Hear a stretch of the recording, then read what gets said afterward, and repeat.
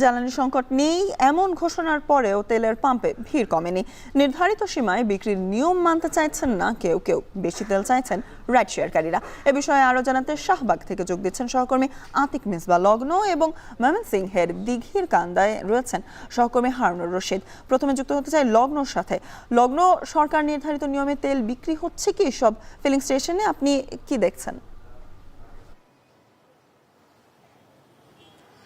স্বর্ণা, প্রথমত জানিয়ে রাখতে চাই সরকার নির্ধারিত যে নিয়ম রয়েছে সেভাবেই কিন্তু এখানে বিক্রি হচ্ছে। তবে লম্বা সারির কথা আপনি বলছিলেন, সেই সারিটি দেখাতে চাই। আমি এখন রয়েছি শাহবাগের একটি ফিলিং স্টেশনের সামনে, অর্থাৎ এখান থেকে আমার ফিলিং স্টেশনের দূরত্ব হচ্ছে প্রায় 450 মিটার এবং এখানেও যে লম্বা সারিটি দেখতে পাচ্ছেন এটাকে আসলে বলা হয় সাকুরার গলি। এই গলি থেকে কিন্তু হাতিরপুল পর্যন্ত লম্বা লাইন চলে গেছে এবং সেটি কিন্তু আমরা দেখছিলাম যে যারা আসলে মোটর চালক রয়েছে, মোটর বাইক চালক রয়েছে, তাদের যে লম্বা লাইনটি সেটি আসলে হাতিরপুল অবধি পৌঁছে গেছে। আমরা কথা বলছিলাম সবার সাথে, সবাই আসলে বলছে এই লম্বা লাইন ধরেই কিন্তু আসলে তারা অপেক্ষা করছে ঘন্টার পর ঘন্টা ধরে।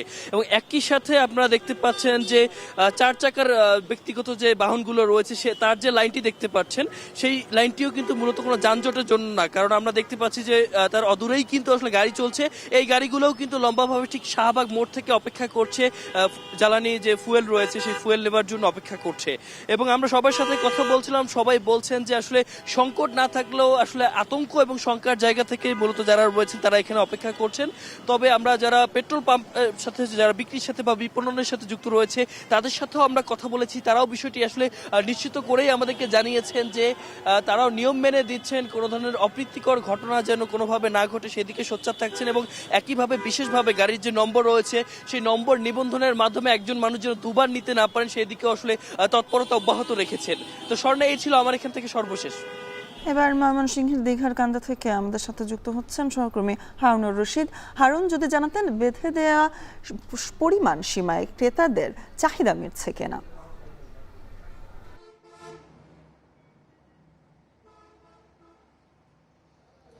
স্বর্ণা, ময়মনসিংহের যে ফিলিং স্টেশনগুলো রয়েছে সবগুলো ফিলিং স্টেশনেই কিন্তু সরকারের যে নির্ধারিত ক্রয়সীমা রয়েছে, অর্থাৎ ক্রেতারা যে পরিমাণ ক্রয় করতে পারবেন, যে ক্রয়সীমা নির্ধারণ করে দেওয়া হয়েছে জ্বালানি তেলের, সেটি কিন্তু মানা হচ্ছে। আমরা দেখছি যে বিভিন্ন পেট্রোল পাম্প বা যে ফিলিং স্টেশনগুলো রয়েছে সেগুলোতেই কিন্তু সরকারের যে নির্দেশনা রয়েছে সেই নির্দেশনা মানা হচ্ছে এবং নির্দেশনা মেনেই তাদেরকে যে জ্বালানি তেল যারা নিতে আসছেন, বিশেষ করে মোটরসাইকেল, প্রাইভেট কার সহ অন্যান্য যানবাহনে যারা এই জ্বালানি তেল নিতে আসছে তাদেরকে সেই নির্ধারিত ক্রয়সীমা মেনেই কিন্তু দেয়া হচ্ছে। আমরা এখানে দিঘারকান্দা এলাকার একটি ফিলিং স্টেশনে রয়েছে। এখানে যে বিষয়টি দেখছি যে মোটরসাইকেলে এখানে 200 টাকার করে পেট্রোল বা অকটেন দেয়া হচ্ছে এবং প্রাইভেট কারে 500 টাকার পেট্রোল বা অকটেন দেয়া হচ্ছে এবং যারা বড় গাড়ি যেগুলো রয়েছে পাজেরো, জিপ বা মাইক্রোবাস সেগুলোতে 1000 টাকার অকটেন বা পেট্রোল দেয়া হচ্ছে।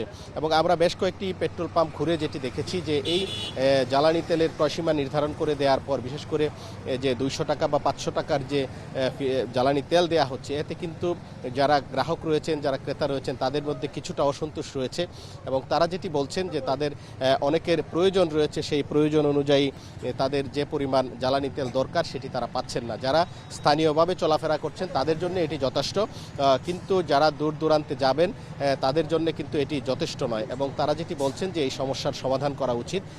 এবং আরেকটি বিষয় আমরা দেখছি যে প্রত্যেকটি পাম্পেই কিন্তু আমরা দেখেছি যানবাহনের দীর্ঘ সারি এবং আমরা যেখানে আছি এখন স্টার ফিলিং স্টেশন সেখানেও আমরা প্রচুর মোটরসাইকেলের সারি দেখতে পাচ্ছি যারা লাইনে দাঁড়িয়ে একে একে তাদের যে জ্বালানি তেল সেটি সরবরাহ করছেন। তবে আমি ফিলিং স্টেশন মালিকদের সাথেও কথা বলেছি, তারাও যেটি বলেছেন তাদের যে সরবরাহ সেই সরবরাহ কিছুটা ঘাটতি রয়েছে, অর্থাৎ তাদের যে চাহিদা রয়েছে সেই চাহিদা অনুযায়ী তারা কিন্তু সেই জ্বালানি তেল সরবরাহ পাচ্ছেন না।